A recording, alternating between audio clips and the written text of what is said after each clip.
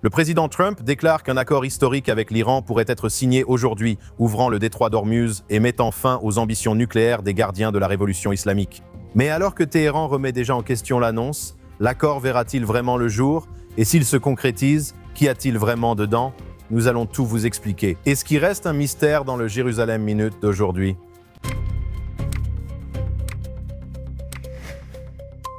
Bienvenue dans Jérusalem Minute, ici sur JNS TV. Alex, le président américain Donald Trump, affirme que les États-Unis et l'Iran sont sur le point de signer un protocole d'accord. La signature est prévue dimanche, mais les Iraniens le nient, disant que ce ne sera pas aujourd'hui. Quand vous verrez ceci, vous saurez si cela a eu lieu ou non. Le président Trump sur Truth Social a énormément publié ces derniers jours, disant que nous avons hâte de travailler avec l'Iran et tout le Moyen-Orient sur le long terme. Espérons que ce processus se déroulera rapidement, facilement et sans accroc. Si ce n'est pas le cas, le président Trump menace de reprendre la guerre, mais il se peut que nous ayons déjà dépassé ce stade.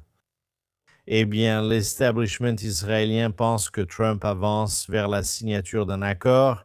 Ils s'attendent pleinement à ce que cela se produise, que ce soit dimanche ou lundi, cela reste à voir. Il y a certainement de la mise en scène, il y a des jeux de pouvoir de chaque côté, chacun voulant montrer qu'il est le vainqueur de ce qui sera signé ici. Mais Israël reconnaît que Trump a déjà pris sa décision ici et qu'il va aller de l'avant officiellement avec la signature. Cela fait suite à de nombreux allers-retours pendant des semaines. Nous avons vu un certain type de rapport de CNN qui montrait que Trump avait dit quelque chose comme 37 fois que vous étiez sur le point de conclure un accord depuis le cessez-le-feu. Et puis, aussi récemment que la semaine dernière, nous avons vu ce qui semblait être une intensification de la pression. Nous avons vu qu'un hélicoptère Apache a été abattu. Nous avons vu des représailles, puis des menaces majeures de prendre le contrôle de l'île de Karg et de revenir à une action militaire. Je pense que beaucoup de gens en Israël ont pensé, après cette petite série où l'Iran avait envoyé 24 missiles balistiques vers Israël, et Israël a répondu que Trump perdait patience et que nous allions retourner dans un conflit militaire direct entre les États-Unis et l'Iran. Ce que nous voyons maintenant, c'est qu'en réalité, cette flambée a probablement créé les conditions qui ont forcé les Iraniens à reconnaître qu'ils avaient prolongé le processus aussi longtemps que possible et que s'ils voulaient éviter un retour des États-Unis à une campagne aérienne, ils devaient signer maintenant. Et il semble bien que c'est ce qui est en train de se passer. Cette semaine, Trump et les Américains ont frappé l'Iran 2 jours, puis un 3e jour, Trump a annoncé qu'il les frapperait plus fort, je crois mercredi ou jeudi. Et puis, tout d'un coup, à la dernière minute, tout a été annulé. Très bien, mais de quoi parle-t-on vraiment quand on dit qu'ils vont signer? On parle d'une signature pour mettre fin à la guerre. Donald Trump déclare « Nous avons mis fin à la guerre ». Mais en réalité, ce qui est signé, c'est un accord de cessez-le-feu de 60 jours qui exige l'ouverture immédiate du détroit d'Ormuz. Mais que toutes les autres questions, surtout les plus importantes, comme ce qu'il advient de l'uranium enrichi à l'intérieur de l'Iran, vous savez quoi? Qu'en est-il du financement par l'Iran de groupes terroristes dans la région? Et les missiles balistiques? Tout cela ne sera négocié qu'à la 2e étape, si jamais cela est négocié. Comme les grandes questions sur le financement des groupes par procuration ou les missiles balistiques, si elles sont négociées.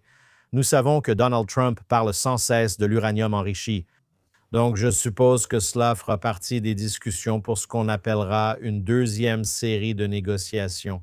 Mais si vous regardez comment les Iraniens ont fait traîner ce processus pour arriver à la première étape des négociations, tant que vous n'avez pas un accord signé lors de la 2e phase, vous n'avez en réalité pas d'accord. Vous avez simplement l'ouverture du détroit d'Ormuz avec un engagement américain de ne pas reprendre les combats contre l'Iran. Je reviendrai sur les détails du protocole d'accord, mais concentrons-nous d'abord sur le côté israélien. La question est, Trump et Netanyahou sont-ils d'accord sur l'Iran? Vous avez eu un rapport d'Axios disant que Netanyahou a été laissé dans l'ignorance concernant l'accord. Les deux dirigeants, le président Trump et le premier ministre Netanyahou, insistent sur le fait que l'Iran ne peut pas obtenir, ne peut pas produire ou se procurer une arme nucléaire. Cependant, de nombreuses questions restent en suspens. Je dirais que ce qui est incorrect, c'est qu'Israël est tenu dans l'ignorance.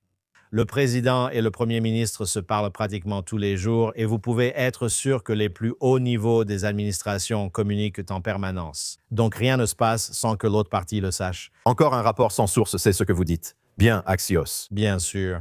Mais la partie du rapport de Barak Ravid et Axios qui est correcte ici, c'est qu'il n'y a pas d'accord sur ce dossier, n'est-ce pas? Le président Trump veut surtout cet accord, selon moi, pour des raisons intérieures, faire baisser le prix du pétrole.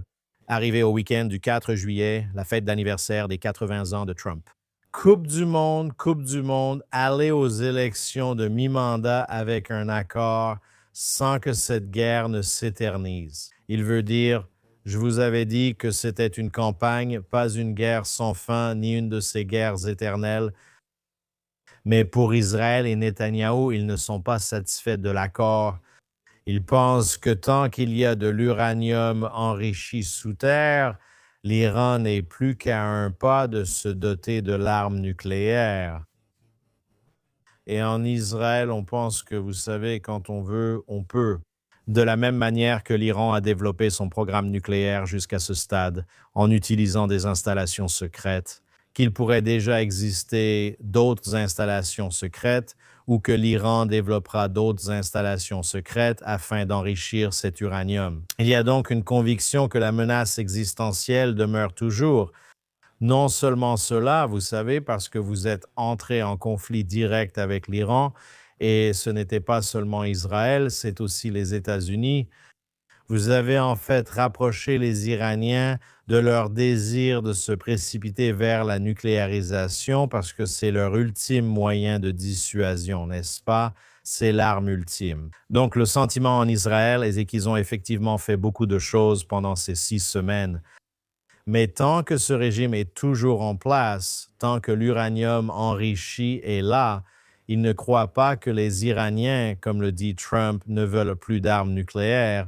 Ils pensent que le danger reste important et que le cessez-le-feu, en réalité, ne fait que limiter l'influence dont disposent les États-Unis et entrave également la capacité d'Israël à agir en Iran s'ils estiment que leur sécurité existentielle est menacée. Alex, comme tu l'as dit, ce n'est pas un traité nucléaire définitif, mais un cadre pour cesser les hostilités. Voyons les détails possibles du protocole d'accord. L'Iran s'engagerait selon les informations rapportées. Je veux dire que l'Iran s'engagerait à empêcher le développement d'armes nucléaires. L'accord ouvrirait de nouvelles négociations. Donc ce n'est que le début, visant à démanteler les capacités d'enrichissement d'uranium de l'Iran, à traiter cette question. Tu as mentionné le stock d'uranium enrichi. Les États-Unis voudraient limiter le programme de missiles de l'Iran et son appui aux groupes régionaux. C'est ce qui est rapporté et nous voulons aussi en parler. L'Iran ouvrirait le détroit d'Ormuz. C'est dans un premier temps, apparemment dès la signature, un allègement des sanctions et l'accès aux fonds iraniens gelés pourrait être proposé. Et c'est aussi un point clé, un élément essentiel, je devrais dire, de l'accord. Est-ce que les États-Unis vont simplement, comme l'administration Obama l'a fait, livrer, je ne sais pas, je n'imagine pas le président Trump livrer des palettes d'argent à l'Iran sous quelque forme que ce soit? Mais vous savez, débloquer les fonds iraniens à ce stade, est-ce prématuré d'en parler? Et aussi, parlons des missiles balistiques et des relais iraniens, le Hezbollah et les autres organisations terroristes. L'Iran ne rejoint évidemment pas cet accord sans bénéfice. Ils font traîner les négociations depuis des semaines pour obtenir ce qu'ils veulent. Maintenant, la première chose qu'ils veulent, ce sont des garanties de base de la part des États-Unis qu'ils ne vont pas les bombarder. C'est la première chose. Mais ce qu'ils recherchent vraiment, c'est de l'argent. Vous savez, le blocus économique que Trump avait imposé en fermant le détroit d'Ormuz étouffait vraiment le régime iranien. Et il y avait aussi un sentiment en Israël que, d'accord, vous ne voulez pas reprendre la campagne militaire. Très bien. Maintenez le blocus économique, maintenez les sanctions aussi strictement que possible. Et peut-être que vous n'êtes qu'à quelques semaines de l'effondrement de ce régime.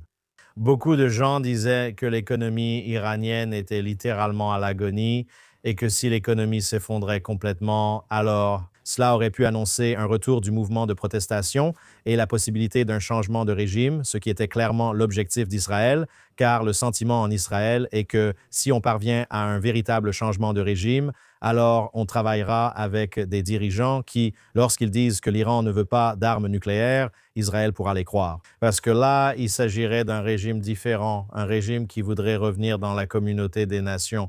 Mais ici, on a affaire au même régime. Donc, quand on parle des détails du protocole d'accord, ce que Donald Trump va faire, c'est qu'il ne va pas livrer des palettes de billets parce qu'il s'est opposé au principe d'obtenir une arme nucléaire. C'était Barack Obama qui avait livré des palettes de billets. Mais ce que vous allez voir, c'est la levée de certaines de ces sanctions renforcées.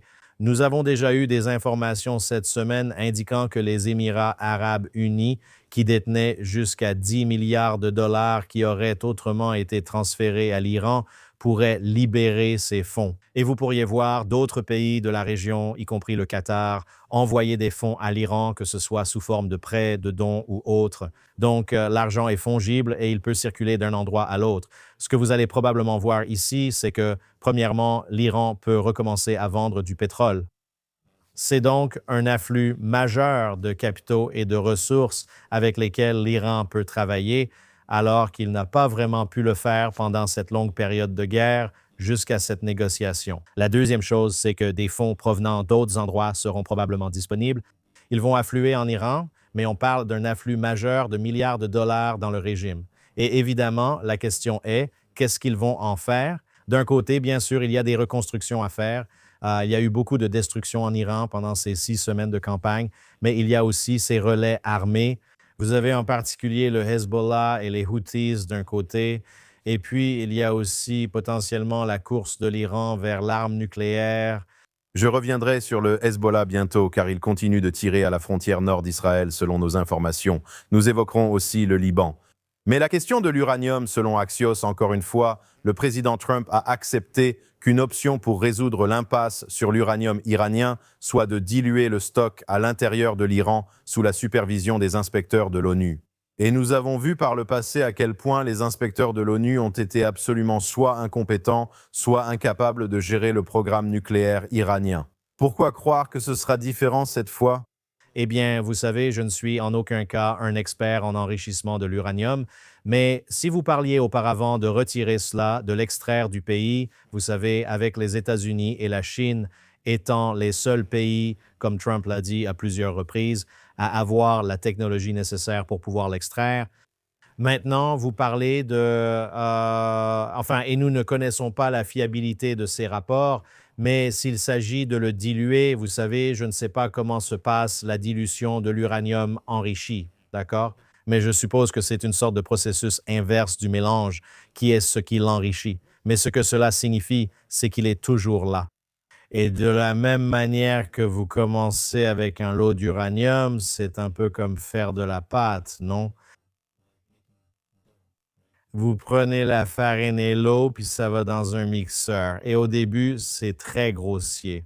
Mais au fur et à mesure que vous avancez, ça commence à s'homogénéiser et à se rapprocher de la qualité militaire. Donc maintenant, vous parlez de quelque chose comme le dilué, une sorte de rétro-ingénierie. Mais c'est toujours là, ce qui veut dire que si l'Iran y a accès après ce processus de dilution, maintenant, tout ce que vous avez à faire, c'est simplement changer de direction et recommencer à l'enrichir. Ce que vous voulez vraiment voir, c'est que l'Iran n'ait même pas accès à cela, qu'il n'ait absolument aucun besoin dans le pays d'uranium enrichi, ni à des fins militaires, ni même pour ce qu'ils appellent des fins pacifiques. L'Iran n'a pas besoin d'énergie nucléaire. D'accord, c'est un pays riche en pétrole et en gaz naturel. Ils n'ont absolument aucun besoin d'énergie nucléaire. Et c'est une ruse quand ils vous disent qu'ils en ont besoin ou qu'ils y ont droit. Israël, les États-Unis ne devraient jamais croire une seule seconde, tant qu'ils possèdent de l'uranium enrichi, quel qu'en soit le degré, qu'ils ne réfléchissent pas au moment et au processus pour l'amener à un degré de qualité militaire à l'avenir. Alex, une autre réaction ici d'Israël, celle-ci du ministre de la Défense Katz, qui dit que le président des États-Unis mène actuellement un accord avec l'Iran basé sur les intérêts américains, qui inclut l'intérêt partagé avec Israël d'empêcher l'Iran d'obtenir des armes nucléaires.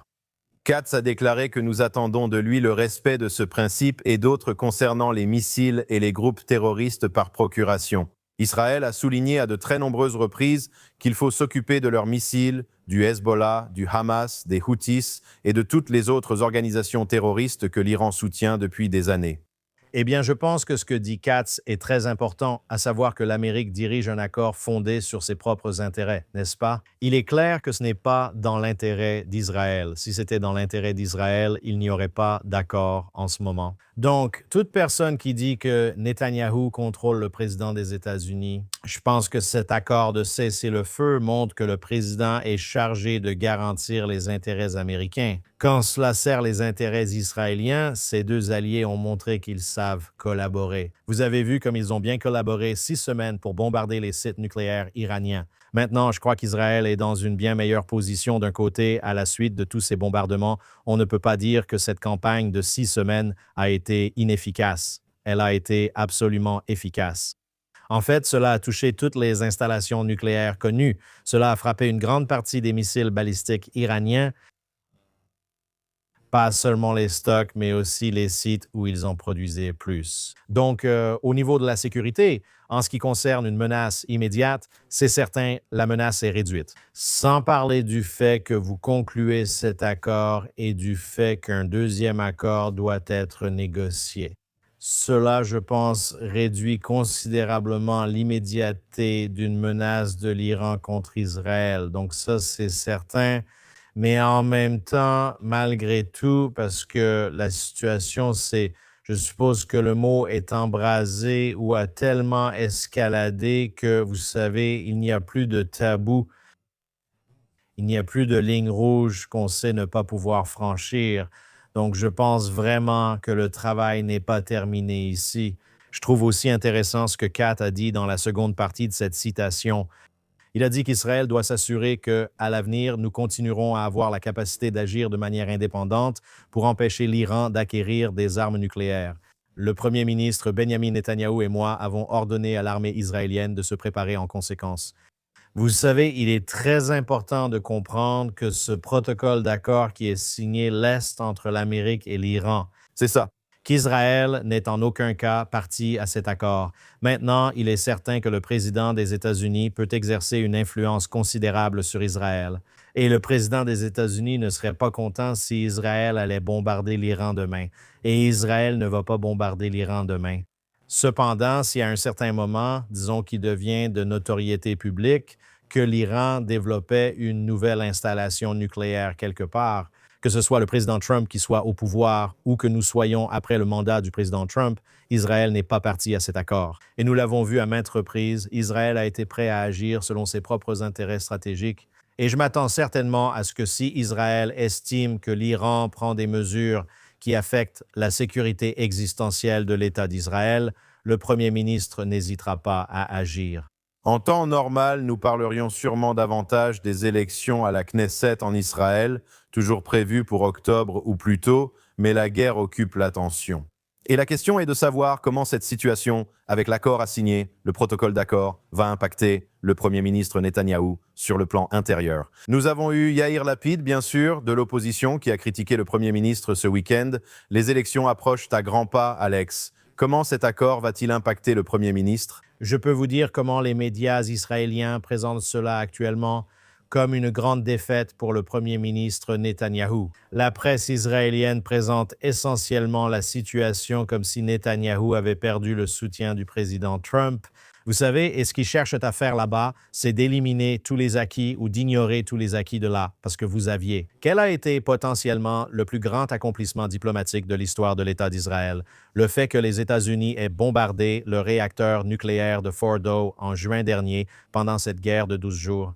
Mais encore plus, qu'Israël et les États-Unis ont volé côte à côte pendant 6 semaines, bombardant toutes les installations nucléaires connues en Iran, ainsi que tous les missiles balistiques, et allant même jusqu'à éliminer le guide suprême. Je veux dire, c'était une victoire tellement énorme.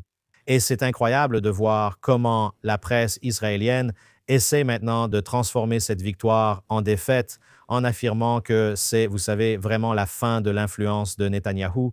Et la raison pour laquelle ils font cela, c'est pour dire, vous savez, qu'auparavant, Netanyahou aurait affirmé qu'il fallait Netanyahou parce que la seule façon de garder Trump du côté d'Israël, c'est avec Netanyahou. Mais quand vous avez vu la déclaration du président des États-Unis la semaine dernière, suggérant que Netanyahou ne va peut-être même pas se présenter, Vous savez, cela vient après plusieurs occasions où le président a dit des choses merveilleuses sur Netanyahou, comment il a été un excellent premier ministre en temps de guerre et comment il a demandé au président israélien Herzog de gracier Netanyahou pour les accusations de corruption.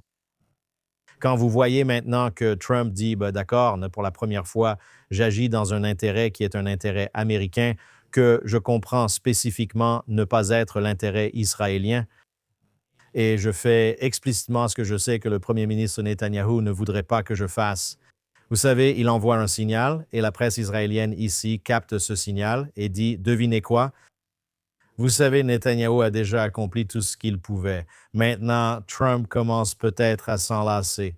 Trump agit pour l'intérêt américain et cela fait que Netanyahou n'est plus l'homme indispensable et il sera très intéressant de voir comment Netanyahou va réagir à cela. Nous n'avons pas encore vraiment vu la réaction complète de Netanyahou à cela. Je veux dire, d'un côté, il essaie de démontrer tous les gains de guerre réalisés au cours des 2 ans et demi qui sont immenses. D'un autre côté, nous n'avons pas encore vu de réaction officielle qui, selon moi, pourrait rassurer la plupart des Israéliens qui considèrent cela comme une défaite diplomatique. Donc Alex, même avec le protocole d'accord, les combats continuent au Liban. Même ce matin, comme je l'ai mentionné plus tôt, au moins 3 drones ont été lancés par l'organisation terroriste Hezbollah en direction d'Israël. Tsahal a frappé plus de 70 sites d'infrastructures terroristes dans le sud du Liban au cours des dernières 24 heures, donc la guerre continue avec le Hezbollah. Et le Premier ministre Netanyahou est effectivement passé à la télévision l'autre jour, s'adressant directement en anglais au peuple libanais, comme il l'a déjà fait par le passé pour le peuple iranien. Regardons l'extrait. Israël veut la paix avec vous. Saisissez votre avenir. Rejoignez Israël. Bâtissez un avenir sûr et prospère pour tous nos enfants. Et une fois que le Hezbollah sera démantelé, les possibilités seront infinies et immenses.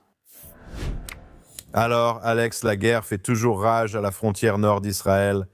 Crois-tu que le protocole d'accord influencera la situation dans le nord d'Israël et avec le Hezbollah? Eh bien, c'est certain que le président Trump va vouloir et les Iraniens vont aussi vouloir. Cela fait partie de la négociation pour parvenir également à un cessez-le-feu total avec le Liban et plus précisément avec le Hezbollah. Je veux dire, ce n'est pas le Liban qui attaque Israël, c'est le Hezbollah qui attaque Israël. Et le président a essayé de faciliter plusieurs séries de négociations entre Israël et le Liban pour un accord de normalisation ou un pacte de non-agression, comme l'a appelé le président du Liban. Et je pense que ce sera vraiment intéressant de voir comment toutes les parties vont gérer le front libanais. D'un côté, les Iraniens utilisent à nouveau le Hezbollah comme relais terroriste pour frapper Israël. Maintenant, ils exigent du président qu'Israël cesse de frapper le Hezbollah, mais en même temps, ils poussent le Hezbollah à attaquer Israël parce qu'ils veulent mettre Israël sous pression. Ils veulent qu'Israël choisisse entre apparaître faible ou rendre Netanyahou très affaibli intérieurement. En abandonnant un front actif où le Hezbollah attaque toujours le front intérieur et Israël ne répond pas, ou bien Netanyahou disant « Eh bien, nous allons répondre au Hezbollah ». Mais cela voudrait dire mettre Trump en colère ou potentiellement violer l'esprit du protocole d'accord, n'est-ce pas? Parce qu'il y a seulement une semaine, vous savez, le Hezbollah intensifiait ses tirs. Israël disait « Eh bien, si vous intensifiez les tirs, nous allons attaquer le quartier général du Hezbollah à Daweha, qui se trouve dans la banlieue de Beyrouth. » L'Iran a répondu « Si vous frappez Beyrouth, nous vous frapperons aussi. » Il y a donc un cercle ici. Donc, je pense que Netanyahou va devoir jouer cela très intelligemment en ce moment. D'un côté, tant que le Hezbollah frappe, vous ne pouvez pas ignorer ses frappes. Vous ne pouvez pas juste attendre que, par la bonne volonté de l'Iran ou du président des États-Unis, le Hezbollah arrête de se battre. Vous devez réagir à toute frappe sur votre territoire souverain. Ce ne sont pas des menaces, mais des frappes actives. Il y a eu un drone qui a frappé très près d'une maison dans la ville de Shomit, à seulement quelques mètres d'une maison, vous savez, ce week-end ici. Donc, en même temps, Netanyahou ne va pas vouloir aggraver dramatiquement la situation parce que cela pourrait compliquer ce que Trump essaie d'accomplir cette semaine. Alors quoi? Ce à quoi je m'attends, c'est que vous allez voir le Hezbollah continuer ce qu'il fait, tester les limites de cet accord et Israël réagir. Mais en réagissant d'une manière qui, d'une part, montre qu'ils réagissent, qu'ils n'ont pas de cessez-le-feu ou d'engagement envers un cessez-le-feu, mais en même temps qu'il n'aggrave pas la situation. Vous vous souvenez que le président a dit la semaine dernière dans le bureau ovale que signifie un cessez-le-feu? Et vous savez, je pense qu'ironiquement, Trump a déclaré, vous savez, un cessez-le-feu, c'est vraiment quand les tirs diminuent. Oui, Moderne, modéré. n'est-ce pas? Donc, je pense que ce que vous allez voir, c'est Israël va maintenir les combats avec le Hezbollah à feu doux pour le moment. Au moins jusqu'à ce que vous passiez cette cérémonie de signature, peu importe quand, si cela a lieu la semaine prochaine, puis observez ce que fait le Hezbollah. Si le Hezbollah, vous savez, réduit un peu la pression et permet à Israël de réduire ses attaques, vous pourriez voir une sorte de sortie en douceur du conflit. Mais s'il continue et à un certain moment, il faut réaliser que le Hezbollah attaque pour frapper. Et chacune de ces attaques peut causer des dégâts importants. Ce qui limite ces dégâts importants, ce sont les capacités défensives d'Israël, n'est-ce pas? Vous avez le dôme de fer, vous avez des lasers qui abattent des drones. Mais si les propres mesures défensives d'Israël échouent ou faiblissent à un moment donné et que le Hezbollah réussit une grosse attaque, on pourrait alors voir Israël relancer cette campagne par la suite. Et on ne sait pas non plus comment cela va se passer avec ces discussions de normalisation. Mais vous savez, Israël n'est pas parti à ce protocole d'accord. C'est entre l'Amérique et l'Iran. Le Liban est une zone de guerre active et ce n'est pas à des milliers de kilomètres comme avec l'Amérique et l'Iran ou même avec Israël et l'Iran. C'est juste à notre frontière. Donc, vous pouvez être certain que Netanyahou n'a pas d'autre choix que de maintenir la pression contre le Hezbollah. Alex, si la situation n'était pas déjà assez chaotique avec Israël menant une guerre sur 7 fronts différents, il y a maintenant la Turquie qui est entrée en jeu, si l'on peut dire, ces derniers jours. Vous avez eu le Premier ministre de l'État d'Israël, Netanyahou, ce mercredi dernier, qui s'en est pris au président turc Erdogan après que le dirigeant turc a accusé Israël de menacer la stabilité régionale. Il y a de nombreux échanges verbaux entre les deux parties. Une situation où Israël et la Turquie entreraient en guerre, je veux dire, est-ce vraiment ce dont nous avons besoin en ce moment? Est-ce que c'est nécessaire maintenant? Il semble que la Turquie ait à plusieurs reprises cette semaine attisé l'hostilité contre l'État d'Israël. Eh bien, cette incitation fait partie de sa tentative, vous savez, de tirer son épingle du jeu alors qu'il semble que cette guerre touche à sa fin. C'est simplement sa façon de dire que, vous savez, c'est la faute d'Israël si toute cette guerre a eu lieu, ce qui est, vous savez, une réécriture complète et une déformation de ce qui s'est réellement passé. Israël a été attaqué sans provocation le 7 octobre, puis immédiatement attaqué sans provocation par le Hezbollah. Israël a dit au Hezbollah, « Restez en dehors de ça. Si vous restez en dehors, vous êtes hors de cause. Nous nous occuperons seulement du Hamas. » Parce que le Hezbollah a dit, « Non, nous allons nous impliquer. » Même chose avec les Houthis, ils se sont impliqués. Israël a été attaqué sur 7 fronts différents pendant cette guerre, et certains de ces fronts, y compris le Hamas, sont soutenus par la Turquie. Quand on parle d'instabilité régionale, vous savez, Erdogan a été celui qui a reconnu que le président syrien Bachar el-Assad était dans une position particulièrement vulnérable avec l'affaiblissement de l'Iran d'un côté et l'affaiblissement du Hezbollah de l'autre. Et c'est lui qui a soutenu Al-Shara pour intervenir et prendre le contrôle de la Syrie, en gros. Et Al-Shara est un proxy. Je veux dire, ce qui inquiète, c'est que Al-Shara est un proxy de la Turquie. Donc, la position stratégique de la Turquie ici s'est considérablement améliorée avec la chute de Bachar el-Assad. Il en profite aussi pour s'en prendre à Netanyahou. Et en même temps, Erdogan essaie aussi de maintenir des relations étroites avec le président Trump. Et peut-être que, vous savez, les déclarations d'Erdogan ici sur la façon dont Israël menaçait la stabilité régionale ont poussé Trump à mettre plus de pression sur Netanyahou.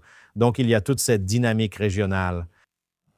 Je ne pense pas qu'Israël sera en guerre imminente avec la Turquie. Bien sûr. Mais quand on regarde ce qui s'est passé dans l'ensemble et on ne sait pas comment l'Iran va réagir, disons même que Trump, vous savez, donne aux Iraniens ce qu'ils veulent. Les Iraniens restent extrêmement affaiblis dans une position de faiblesse.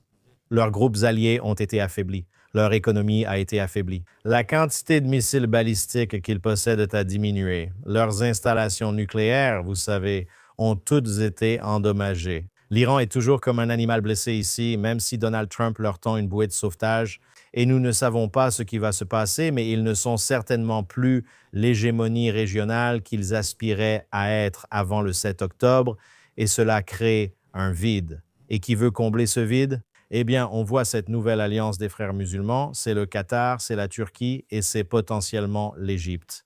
Et vous pourriez voir le Hamas, qui était un acteur sunnite, un acteur musulman sunnite qui s'était aligné avec le croissant chiite iranien. Vous savez, pour des raisons stratégiques, il pourrait en fait revenir à un alignement théologique plus naturel, c'est-à-dire en tant que membre des frères musulmans, se rattacher de nouveau à l'Égypte, se rattacher de nouveau au Qatar, se rattacher de nouveau à la Turquie. Donc, vous savez, il y a ici une menace. Et je pense qu'Erdogan, par ses déclarations, montre clairement qu'il veut s'engouffrer dans cette brèche, qui est laissée par un accès iranien affaibli pour créer un nouveau axe sunnite qui crée essentiellement un cercle de feu, tout comme l'Iran l'a fait autour du Moyen-Orient. À suivre pour la Turquie, mais je veux avancer ici. C'est ce que j'appelle le karma. Le procureur en chef de la Cour pénale internationale, Karim Khan, a été suspendu en attendant un vote des États membres sur son sort.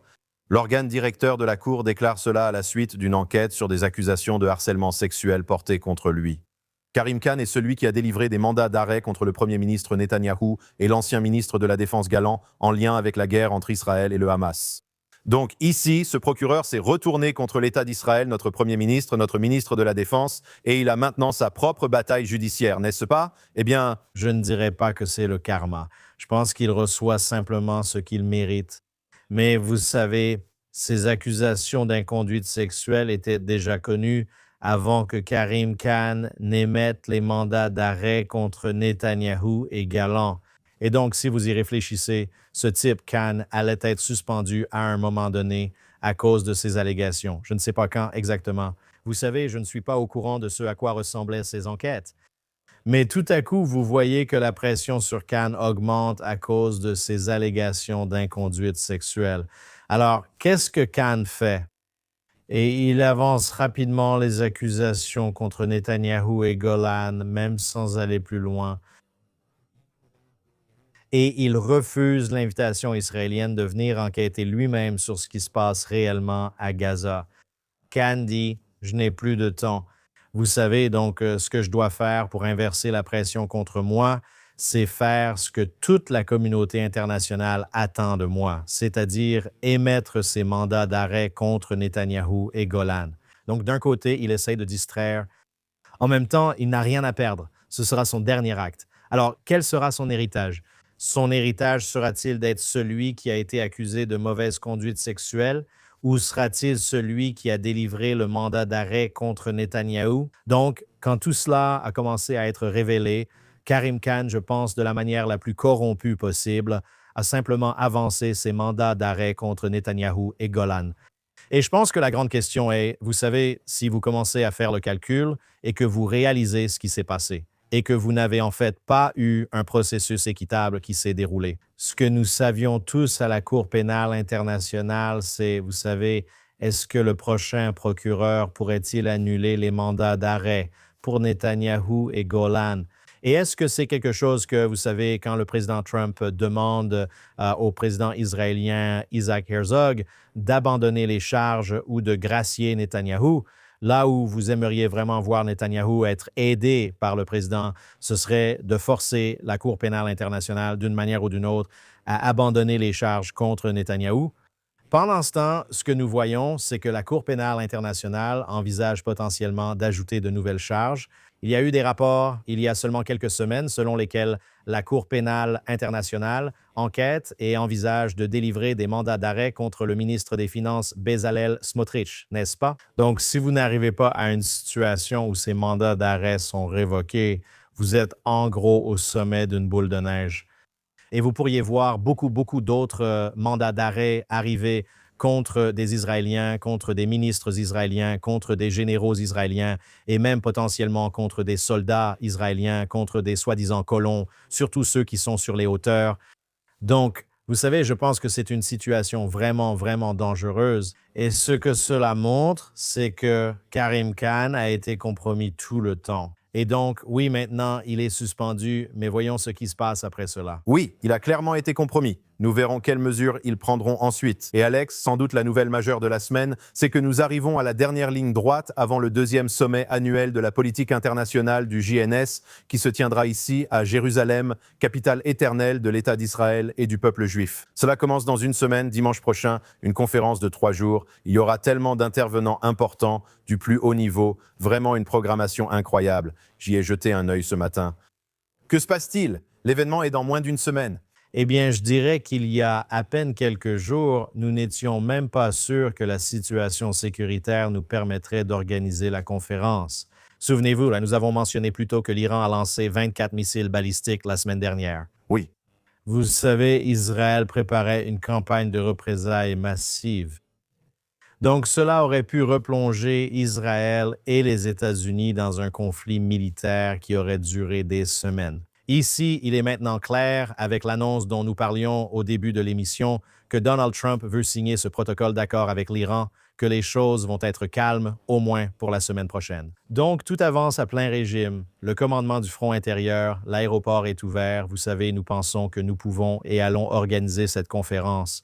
Mais si vous regardez la situation actuelle où la guerre semble s'arrêter à un moment où l'ennemi n'a pas été éliminé, cela va entraîner un besoin majeur de réajustement de la politique israélienne. Vous savez, comment allez-vous gérer le président des États-Unis à l'avenir? Comment allez-vous gérer le Hezbollah? La situation avec le Hamas doit encore être réglée. Vous savez, quelle va être la doctrine politique d'Israël concernant l'Iran à l'avenir?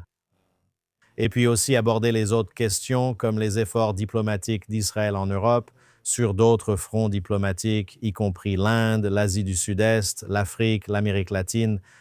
Ces questions seront traitées à la conférence politique du JNS la semaine prochaine avec 200 intervenants comme mentionné. Le premier ministre a été invité et nous espérons qu'il va participer. Le ministre des Affaires étrangères, Gideon Sa'ar, sera présent. Plusieurs autres ministres israéliens, de nombreux diplomates, y compris l'ambassadeur américain Mike Huckabee, sont attendus pour prendre la parole. Et il y aura aussi beaucoup d'influenceurs qui viendront. Mark Levin, l'animateur de Life, Liberty and Levin, sera l'orateur principal de clôture du sommet. Donc, en abordant beaucoup de ces questions de politique israélienne, mais aussi les questions de la diaspora israélienne et ce qui se passe à New York, ce qui se passe avec la montée de l'antisémitisme aux États-Unis. Comment cela apparaît-il dans les médias traditionnels, sur les réseaux sociaux et dans l'IA? Toutes ces questions seront abordées la semaine prochaine lors de ce sommet de 3 jours, les 21, 22 et 23 juin, alors restez à l'écoute. Reste-t-il des billets? Il reste très peu de billets. Il y a déjà plus de 750 personnes inscrites pour le sommet. La salle de bal du Waldorf ne peut même pas accueillir 750 personnes. Donc, tu sais, je pense qu'on arrive vraiment au tout dernier billet ici, mais l'événement sera aussi diffusé en ligne. Les séances plénières principales, les plénières du soir seront diffusées en direct sur YouTube et sur notre chaîne. Je pense aussi que vous verrez une partie du sommet diffusée à la télévision câblée sur I24. Et puis, beaucoup des interviews réalisées en marge de la conférence par notre incroyable équipe vidéo seront également mises en ligne sur la chaîne YouTube dans les jours qui suivront le sommet. Donc, beaucoup de contenu est produit depuis le Waldorf Astoria et nous espérons que tout le monde pourra regarder depuis chez soi. Et tu seras là-bas. S'il plaît à Dieu, je serai là. Ils vont construire un studio mobile. Nous allons déplacer les émissions au Waldorf. J'ai hâte d'y être. Le sommet sur la politique Janus s'approche. Le sommet international sur la politique aura lieu dans une semaine à partir d'aujourd'hui. Alors, jetez-y un œil. Et c'est tout pour le Jérusalem Minute d'aujourd'hui. On se retrouve au sommet. Josh Aston ici, correspondant pour JNS, aux côtés du PDG Alex Traiman. Assurez-vous d'aller sur JNS TV pour tout ce contenu incroyable. Je veux remercier les personnes en coulisses ici à JNS TV. Un grand merci, abonnez-vous et consultez jns.org pour les dernières nouvelles d'Israël, du Moyen-Orient et du monde juif. À bientôt et excellente semaine à tous. À la semaine prochaine dans Jérusalem Minute sur JNS TV.